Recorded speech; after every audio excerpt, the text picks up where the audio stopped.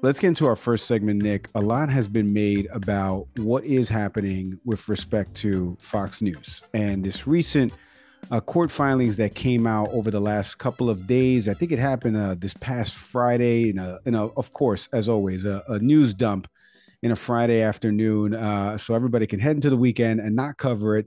You and I had already recorded an episode prior to that, talking about Nikki Haley announcing her run for president, and then obviously covering all the stuff with Idris Ali over at Reuters, with the Chinese spy balloon, with the recent object shot down, all this stuff that's been happening over the news. And then you get this Friday news dump about, if you don't recall, about 2021, in March of 2021, Dominion Voting Systems sued Fox News for $1.6 billion over 2020 election claims of fraud and that the machines were rigged to help steer votes into the direction of President Biden and take votes away from former President Donald Trump. Let me play for you, a quick clip of this surmise by NBC News. A newly released court filing is shedding light on Fox News' coverage of election fraud, which made the network the target of a $1 billion defamation lawsuit. The document includes internal communications from Fox anchors and staffers pushing back on claims that the 2020 presidential election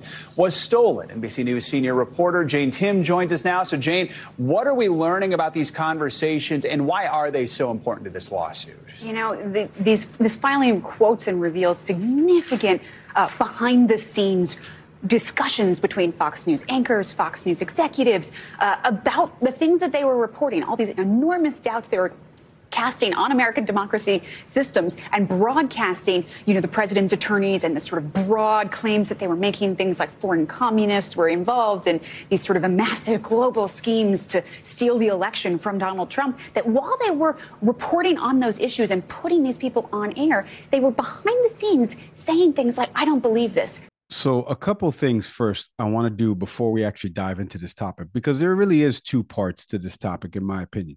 There's the first part, the actual lawsuit, and Fox has been sued before in the past. Some cases they've won, others they haven't won. We can get into the history of their cases at another time, but some of it is relevant for this. And then there's the second part of it, Fox News as a news organization, the programming aspect of it, the news versus the opinion side of the house. But real quick, like I mentioned, the court filing is a $1.6 billion defamation lawsuit by Dominion Voting Systems against Fox News, right? It claims that, at the time, back in November of 2021, Fox News knowingly was putting people on that were spreading baseless conspiracy theories about their voting machines. And they say that all of this stemmed from, obviously, what happened back in November of 2020, when Fox News and the Decision Desk, which I have maintained on this show and others in the industry, that is one of the best election decision desks, right? In terms of what they use there and their proprietary software or whatever it is, where they actually make determinations based upon how many registered voters there are versus how many votes are still left to count, and then make a determination as to whether or not this person is going to win the election in that specific state. They called it Arizona for President Biden. Democratic candidate Joe Biden at the time, now obviously current president. And from there, the lawsuit claims that a lot of backlash from Fox News viewers, they were seeing it in real time. There's one email that said, "Holy cow, our audience is mad at the network." And then obviously over the next couple of days, you saw more people, thousands of viewers flocking to the conservative outlet Newsmax, as the primetime viewership shot up on Newsmax from 58,000 people watching on a primetime basis to 568,000 people post 7 days after the election had been called by Fox for Joe Biden. At least Arizona had been called, and it looked like the numbers weren't going to add up. Some of the text message exchanges obviously went between Tucker Carlson, Sean Hannity, Laura Ingraham, texting about some of the different folks in the Trump org. And I say org, meaning like orbit, with respect to Rudy Giuliani, Sidney Powell, Jenna Ellis, some of these folks that were representing the president at the time, to, sue some of these states and say that there was voting fraud happening and these systems were being tipped off, or there were hard drives being uploaded to some of these systems. We're going to get into all this in a second. But one of the text messages says, Do the executives understand how much credibility and trust we've lost with our audience? This was Fox's primetime star, Tucker Carlson, writing to his producer. According to Dominion's brief, again, this all came out recently because of the court filings. We're playing with fire, Carlson says, for real. An alternative like Newsmax could be devastating to us. Now, I want to, before we get into each other's takes, Nick, and I'm going to go last. Normally, you tend to go first on this. I'm going to go last. Obviously, I worked at the network. I used to get a paycheck once upon a time that said Rupert Murdoch's name in signature. So I want to give a little bit more perspective about, again, the two parts to this. The lawsuit part and where that will end up, we don't know, neither you or I or a legal analyst, but that is going to play out as we get more and more about this. But the second part is where I lend my expertise, and that's the programming angle of this, news versus opinion. So like I said, about overall $1.6 billion lawsuit filed in March of 2021. Same time in March of 2021, Nick and I happen to have an on-air host from Fox News, our buddy Mike Emanuel. He's chief Washington correspondent at Fox News. He's been there at the network since 1997, I believe. So over 20 plus years covering different campaigns and elections, writing stories not only for foxnews.com, but obviously hosting Fox News Live Sundays at 1 o'clock. Mike is one of the people that I've pointed to on this program as the news people that are in that organization. And there is a clear distinction between news and opinion to me and Nick, and to viewers that understand that delineation that I just gave right now, news and opinion. There isn't one on the broadcast. There isn't a graphic that says this person's an opinion commentator. This person is an actual host. This person is a contributor, et cetera, et cetera. Some of it is delineated. Some of it is not. I want to play for you when Mike came back on our show around the same time that this lawsuit was about to be filed, actually, the same week. He came on our program and he said a couple of things with respect to questions we asked him about the news versus the opinion side of the house and about what happened in November with Fox's election desk calling the Arizona election for Joe Biden. Take a listen first to Mike talking about the election results being reported by the election desk. You know, we took a hit election night 2020 because I think we were first to call Arizona for Joe Biden. And looking at the map, that basically said to the audience that Joe Biden was going to be the 46th president of the United States.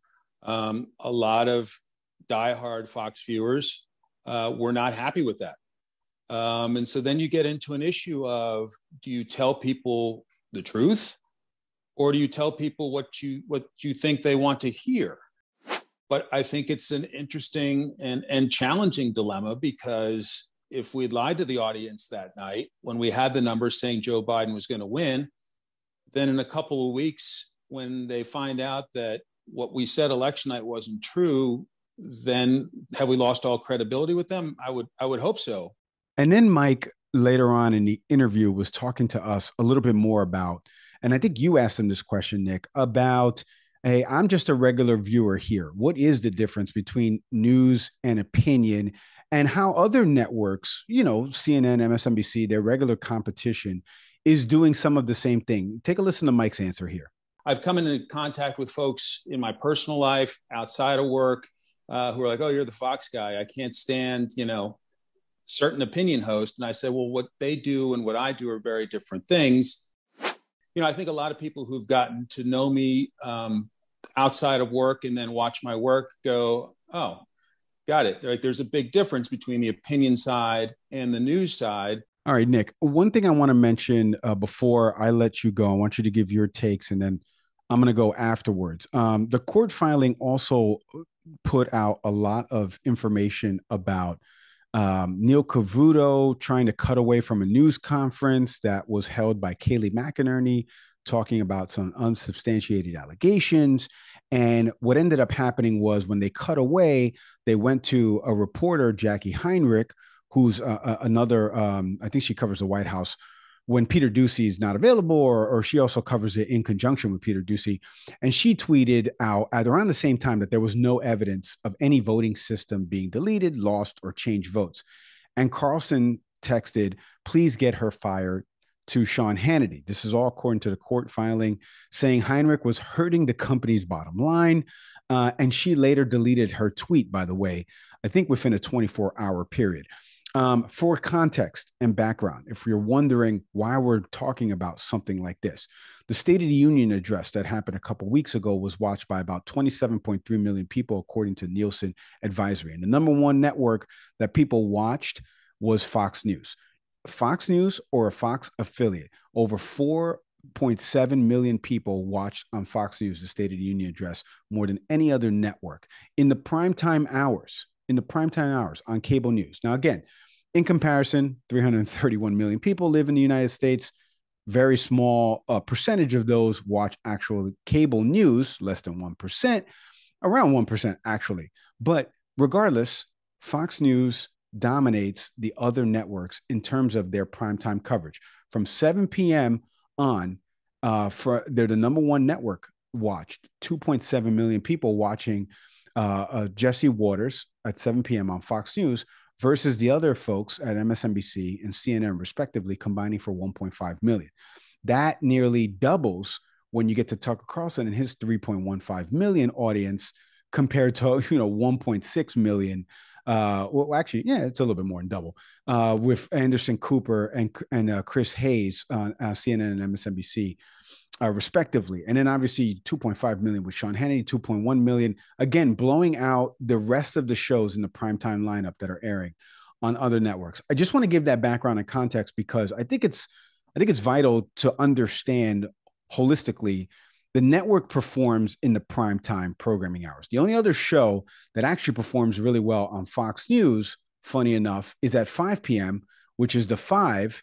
And it's their most watched show recently, which has 5 people hosting. If you don't know about this, normally it's like Judge Jeanine Pirro, Jesse Waters, Greg Gutfeld, and then they'll have a contributor or two. Again, no distinction made of contributor on that show, but like Harold Ford Jr., who's a former Democrat, not former Democrat, he's still a Democrat, but he's a former member of Congress.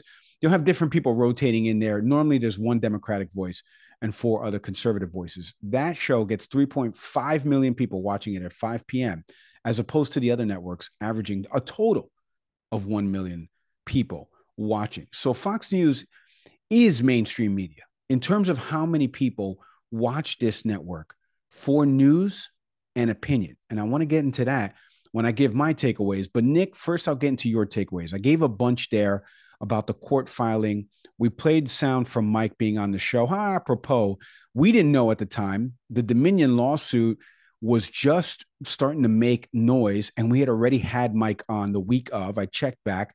March 24th of 2021 is when we had him on. The lawsuit came out March 26th of 2021. We've had on other Fox News folks on this program. I'm going to get into them in a second in my take. But give me some of your overall impressions when the news came out about the court filings, the text message exchanges. You started texting me right away. I know you're going to say some of that stuff here on this part, but give me some of your overall impressions about the lawsuit itself and then feeding into Fox News as a news org. Quick break here. We are presented, as always, by Fresh Roasted Coffee. If you could see my screen here. Fresh Roasted Coffee since 2009. This Pennsylvania company has been delivering fresh roasted coffee. You can check out their website at freshroastedcoffee.com or shop them online through a bunch of different places. I'm going to read you something here. Nick, they roast the freshest coffee beans using the most eco-friendly roasting technology on earth. I happen to have a cup right here of fresh roasted coffee. I always record with it. Nick, why don't you tell the people, you're a coffee snob, why don't you tell the people why they should head on down to freshroastedcoffee.com and buy some of this amazing coffee? First, Mike, let's talk about flavors. If you are a single origin kind of person like you and myself, they've got you. If you are a flavor person, they've got you as well. Flavor packs, individual items as well. And it's not just coffee, folks. You can also get tea. My wife's a tea drinker, so freshroastedcoffee.com's got her too. But more importantly, you can learn about the coffee. When you get to the website, there's a quiz that tells you what's the coffee that's best for you. Sumatra is my blend, and they got that one right. I can tell you that for sure. They'll do the same for you when you head over to the website. freshroastedcoffee.com. Go to our episode description right now. There's a link right there, and at checkout, you're going to get a discount for this amazing tasting coffee. Head to freshroastedcoffee.com today. And now back to the show.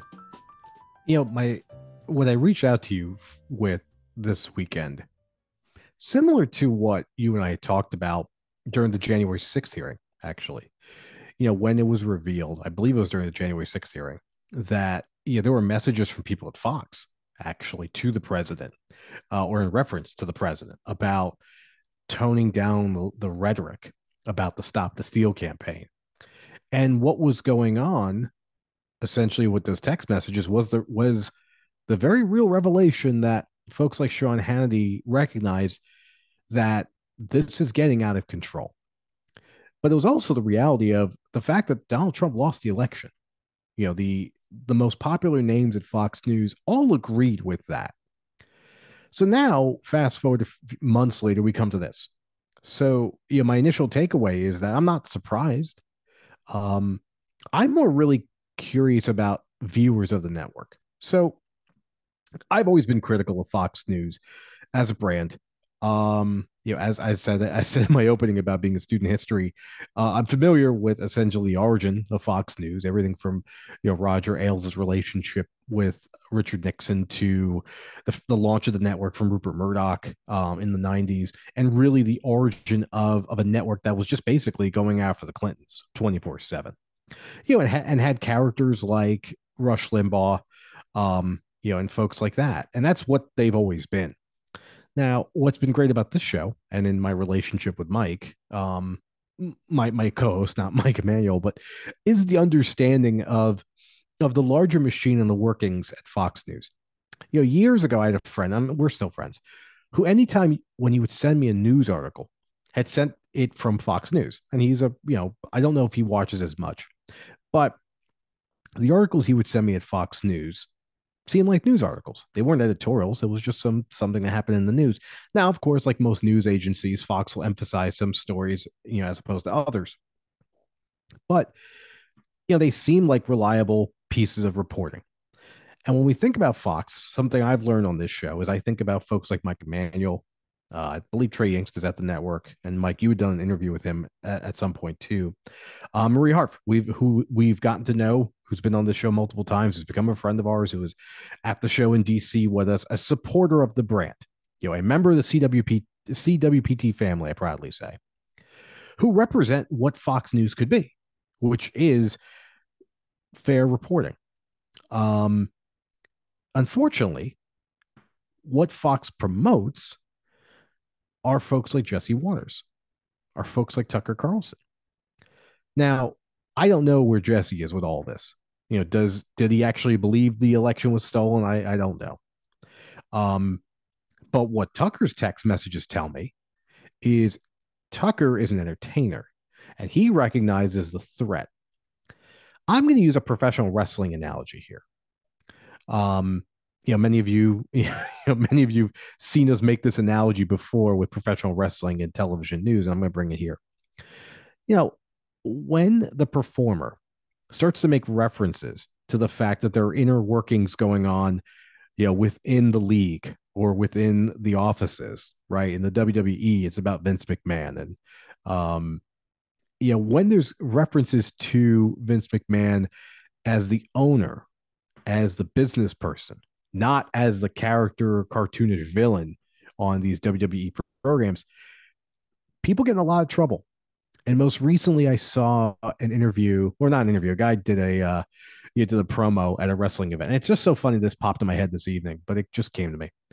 And he starts talking about the network. He's actually leaving. Like, he's actually about to leave.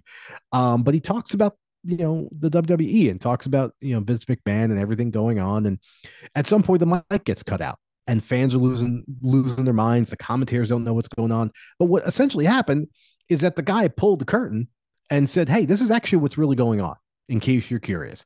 Vince McMahon is a so-and-so. The people who believe him are so-and-sos. And he just put it out there. And I thought about that a lot when I thought about these text messages over the weekend, because what is going on with some of the folks like Tucker Carlson, Sean Hannity, are sensible people that realize there is a narrative that you must maintain. Now, why you must maintain is what Mike's going to talk about in a moment. But there is a reality that you cannot refute. And what Tucker's talking about in his text is, for the sake of ratings and the sake of our brand, we must keep the story. I'm reminded of a great line from The Wire. It's in season 3, I believe. And I suggest watching this. Or if you look up this quote from Slim Charles, but it's the idea of, like, we got to fight on that lie, right? There's a scene involving a gang war, and the premise for the war probably is a flawed one, but you got to fight on that. That's the whole point that he's saying. And that's what Tucker's basically saying too, is that, yes, this is all nonsense, but we got to stand on this. Otherwise, the folks down the street are about to take our corner in the form of Newsmax, in the form of OAN. So he's just protecting the brand. In a way, I respect that, shockingly. But at the same time, my question really is to folks. Mike, you know some, I know some. There are people who listen or watch this show, and again, thank you for doing so, who also watch Fox News fervently. All of you, over the last couple of days, basically received the equivalent or experienced the equivalent of being CC'd or BCC'd on an email that you shouldn't have been. And when these folks at Fox are talking about folks like Sidney Powell and saying she's a so-and-so, Rudy's a so-and-so, Trump's argument is whatever, they're talking about these people dismissively. And this is the former president and 2 well-regarded attorneys. What in the world do you think these people at the network think about you? If they think so little of these folks, what do you think they feel about the viewers? Think about what Tucker's text really gets into. We can't lose these folks to Newsmax. Just think about that. This isn't about, hey, our mission as a news organization is to promote the news. This isn't Walter Cronkite. This is P.T. Barnum. And he's worried about losing the carnival to the show down the street. So to those viewers and listeners to Fox's podcast and stuff, I would say, how do you all feel? I'm not at all surprised by this. My co-host has been educating me on this for well over 2 years now. But what do you all feel? Because it's just been revealed that this is just all a rating stunt. And for the things that you've been fed for all this time, the people who tell you this don't actually believe it. They just think this keeps you watching. So A, what keeps you committed to this lie that we now know is a lie? And B, how does it feel for the people that you've given so much emotional and time capital to, that you've invested so much in, have turned around and basically said, this is a bunch of bullshit? Yeah, a bunch there. I want to piggyback on a few points that you said there, and then take people inside. Like I mentioned, the 2 parts of this. There's the actual lawsuit, and again, lawsuits have come before Fox News. Prior to, I'm sure more lawsuits will happen in the future. And other networks have also been sued for other different things, not the purposes of what we're going to talk about here, because it's not relatable. I want to rattle off a couple of names. You mentioned a couple of names before for Fox News. Chad Pergram, Jackie Heinrich, Jennifer Griffin, Benjamin Hall, Trey Yingst, Mike Emanuel, Eric Shawn, Shannon Bream, Bret Baier. I just mentioned about 8 or 9 names right there. Congressional reporter, White House correspondent, Pentagon correspondent, that's a legend in this business, Jennifer Griffin. Benjamin Hall, who is on the mend after taking, I think, a mortar blast in Ukraine. He's finally starting to walk again. He's a fantastic international correspondent. Trey Yingst, who's been on this program, the war correspondent at Fox News. Mike Emanuel, our buddy, Chief Washington correspondent. Shannon Bream, who hosts Fox News Sunday. Eric Shawn also hosts some Fox News live show. And then obviously Bret Baier and Special Report. If you're not watching any of those folks, if you have no idea who any of those names are, and you're a Fox News viewer, that's a problem, because those are the people you can actually watch at the network. The issue I've been having is, and whenever you hear about Fox News talked about in Democratic politics circle, and I've been listening to a few shows, Pod Save America, the former Obama staffer guys, which obviously they had such a close hand with Fox News and some interviews that he had with Bill O'Reilly and this and that, and whether or not Fox News is legitimate or a propaganda arm. I'm here to tell you it's not a propaganda machine. It is not overall a propaganda machine. Are there areas of Fox News that are promoting things that are nonsensical, highly opinionated, or to my point overall that I've made since this show first started, when we first talked about news, which was being pot committed? It's a poker term, folks. If you have pocket aces, you have two aces, and you bet, and the cards come out, and there's no ace on the board, and you still feel like you have the top pair, you will continue to bet. And then you have to make a determination when somebody bets into you, either raises you or calls, whatever it is that you have put out on the table, you have to determine whether or not you have enough money to stay in the pot.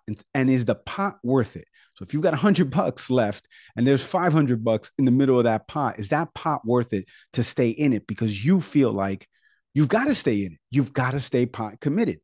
And Fox News has hosts that are too pot committed right now. It's beyond probably their wildest imaginations. When Sean Hannity started at a radio station in Atlanta, there's no way he thought he would be hosting a show for over 20 years now to the tune of 2.5 million people watching him every night on prime time at 9 o'clock, on a major network. So these folks are pot committed to tell you their opinions. But between 7 p.m. to 11 p.m., every single person that I just mentioned before on that list does not appear on any of those shows. You heard Mike Emanuel in the clip before mentioned, is a difference between news and opinion. So I get a little bit, to a way lesser extent, upset about the folks like the Obama guys who talk about Fox News being totally propaganda and you can't watch the network at all. That's false. They know it's false. That is 100% false. There are great journalists, reporters, on-air talent that work at the network that put their head down and go about doing their job. And the reason I know that is because I was one of the people helping those folks. I did nightly news cut-ins at the top and bottom of the hour. I did obituary packages. I worked on the assignment desk. I worked to programming ancillary to some of these shows where it was about giving people the news of the day. I just turned this on. I'm about to watch the O'Reilly Factor. But at the top of the hour, here are the top 5 stories that we are covering for you, because there is a news division to this. Now back to First Take. Just like you see on ESPN, where SportsCenter tells you the top couple stories of what's happening across major sports. And then they go to ESPN's Stephen A. Smith, who's getting paid $10 million to give you his opinion. It's very similar in principle. You can argue about whether or not news and sports are relatable, if one's more important than the other. We can totally get into that. But millions of people stake their lives around sports. My day job is in sports. So I would tell you sports is just as important as news. I digress on there. Tucker Carlson, Greg Gutfeld, Jesse Waters, Judge Jeanine Pirro, Dan Bongino, Mark Levin. If you watch any shows and you know those names of people on a nightly basis, that's a you problem. And I would argue that those folks are not only a danger to democracy and to what we're trying to build and continue in this country, but they also don't mean some of it. And the text messages prove out them not meaning some of it.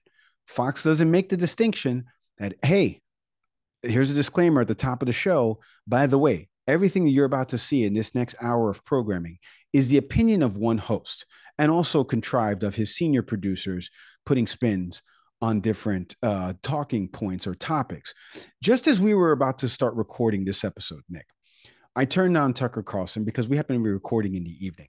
And the story that he's covering right now is Don Lemon from CNN going AWOL because he's offended some of his female co-anchors with respect to what he said about women being in their prime.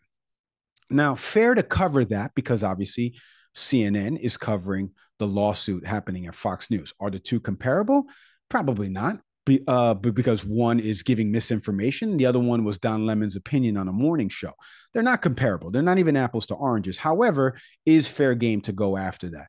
So that's what Tucker Carlson's putting on at 8:30 on a Monday night as he's having on somebody just like me and Nick, who happens to host a podcast and news commentary, to talk to a little bit more about how Don Lemon is offending women everywhere, and now the CNN anchor is AWOL.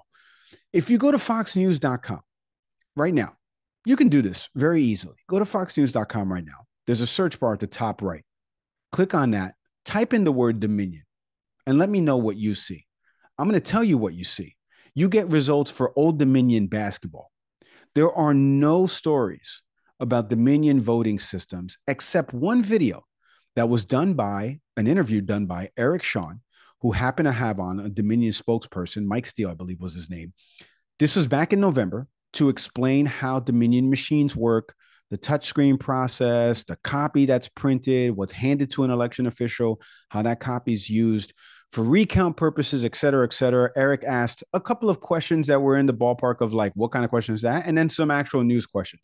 But again, he's firing off those questions because at the time, the former president of the United States was making these claims. So he's like giving you with his face, with his tone, with his inflection, like, I don't want to ask you this, but they've made this claim that Hugo Chavez used Dominion voting systems when he was the Venezuelan president. Is that true? Like, so these are the kind of nonsensical things that a straight news person like Eric Shawn had to ask the Dominion voting systems folks. I give you all of this background and context because and I've been approached by other networks to talk about this, maybe appearing on some other shows recently, coming up soon, to talk about some of this stuff because it is a little personal to me. I've mentioned a bunch of times on this show, if this is your first time listening to it, I would appreciate you go back into the annals of this show and listen to other episodes. But I've mentioned before, I really enjoyed my time working at Fox News. It's where I truly learned a bunch of different things that are still in the marketplace now, from MPS, the system that you use to build a rundown, to how to build a rundown, to how to create over-the-shoulder graphic animations, to video editing, an obituary package for Peter Jennings that ended up passing away when I was working there. All of these things that I learned in journalism school and was able to continue at Fox News, I'm truly appreciative of my time. Since then, since I left in 2006, I've been offered 2 positions to go back to Fox News, one in television production and one most recently overseeing Fox Nation, which is obviously their streaming service that streams a lot of Tucker Carlson original series content. And for that reason alone, for content that not only I don't agree with, but I know is just mostly made up and an opinion, because this person happens to draw the most ratings and garner the most money for the company so he can create content carte à la blanche, right? I believe is the saying.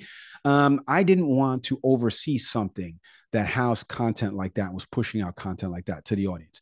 And mainly it's because of what you're seeing right now with these text messages, where Tucker is saying, if we don't do it, someone else is going to do it. The guys down the street, Newsmax and OAN. And I've mentioned to you before, one of my friends is a Newsmax senior producer for their highest rated show.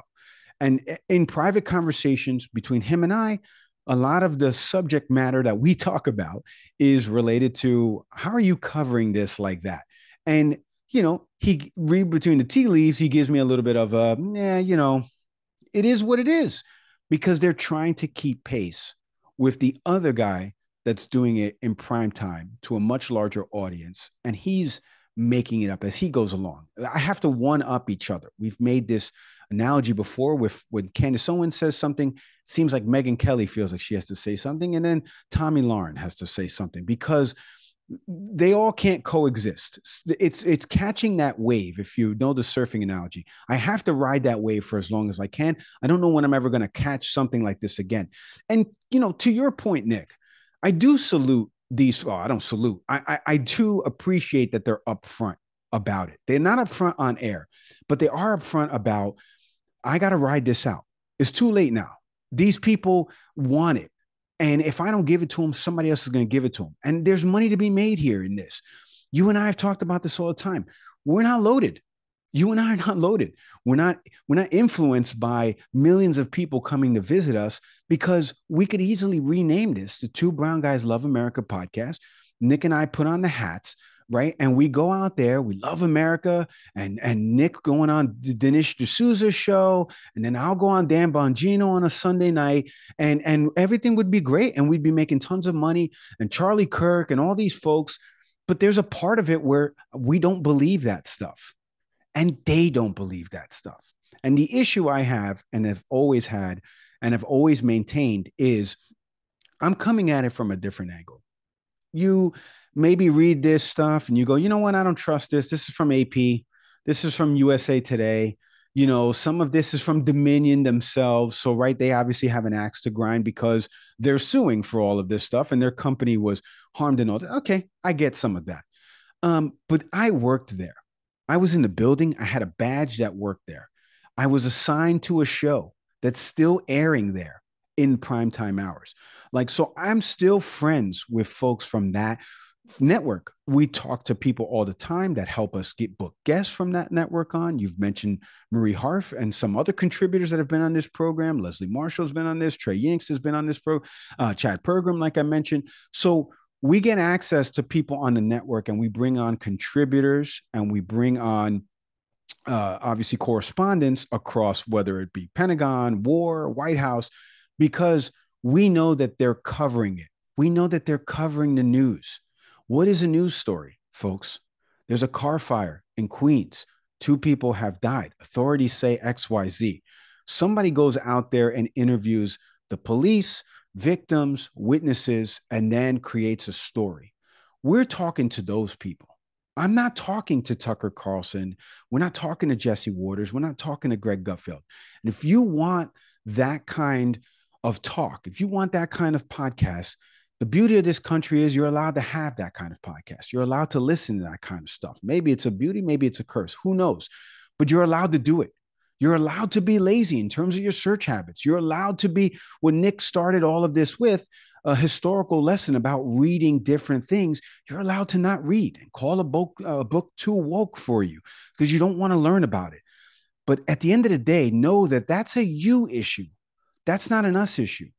And the fact that folks don't know the difference between news and opinion on that network, and if you're not watching Tucker Carlson, Greg Gutfeld, Jesse Waters, Judge Jeanine Pirro, Dan Bongino, Mark Levin, if you are not watching these folks for levity and comedic relief, and you're taking a series of commonalities across whatever data points that they're giving you, and you're interpreting it as fact, and you're taking that argument out to wherever you go, know that, and I'm saying this, you are an idiot. And also, you are factually wrong, because those are not the people at the network that are actually giving out news and facts. And don't believe me, believe the court proceedings where Fox News lawyers have argued that no reasonable person would take Tucker Carlson serious. Hey, thanks for watching the Can We Please Talk podcast. Whatever clip you just watched, we hope you enjoyed it. And we hope you stick around for some more. Subscribe to the channel. My partner's over here smashing the button. Come on, do him a favor. So hit subscribe.